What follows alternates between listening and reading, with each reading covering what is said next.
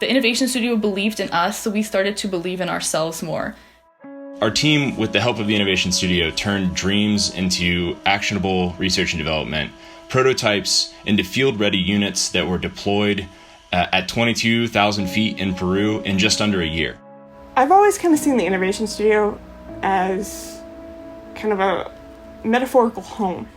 Innovation is not an elitist sport, and we believe at the Innovation Studio that we need to democratize innovation across our university. We provide funding and resources to every team who wants to pitch their idea to us, and we're going to help them by giving them the support, the permission, and the validation they need to get started.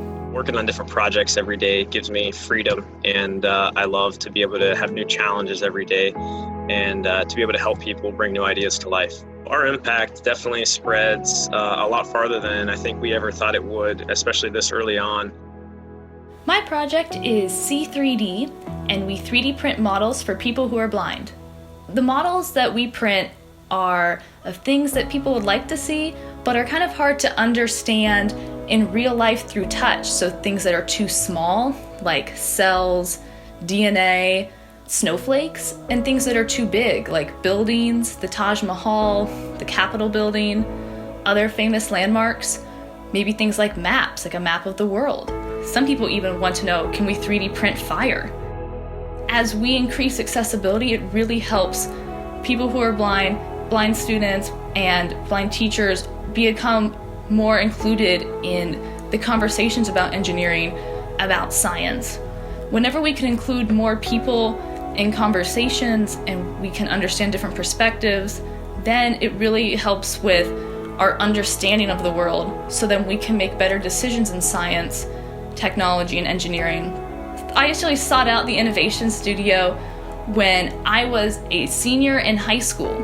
I was looking for a college that had a maker space. I wanted to find a college that had access to 3D printers, so that way I could continue my idea to create C3D. I believe the Innovation Studio is extremely vital to putting ideas into action.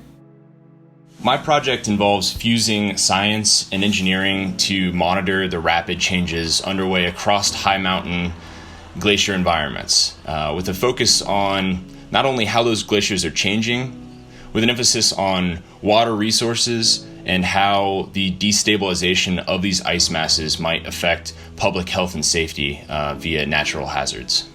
Tropical glaciers are one of the best unbiased indicators that we have of climate change. These massive pieces of ice around the equator they're an unbiased thermometer.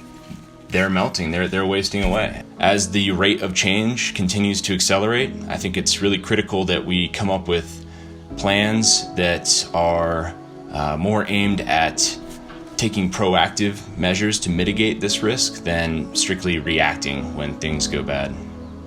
I had designed a high altitude, heavy payload autonomous aircraft, as well as a terrestrial laser scanner, all of which could be powered via the sun, solar power. And so in 2019, we successfully conducted a series of sustained, highly coordinated observations from instruments in orbit, in the air, and on the ground. Really, I cannot think of an initiative at Ohio State that has brought more people together across disciplines, across campus, than the Innovation Studio. Through the Innovation Studio, I have worked on probably a dozen different projects. The one that is the most active at the moment is my Rollator project. And a Rollator is a walker on wheels. It helps me get from point A to point B better. We tried to make it accessible even in the things that we used to build these extra parts. It runs on drill batteries, and the motors are from some children's scooters. The Rollator project, yes, it touches on me very personally, but it speaks to a broader conversation that I'm definitely trying to get more people invested in, where it speaks to how important accessibility is in our society. You know, to me, disability doesn't really exist. It's inaccessibility that's the problem. Kind of the realization of all of that as I was going through my own personal health challenges really led me to start creating solutions.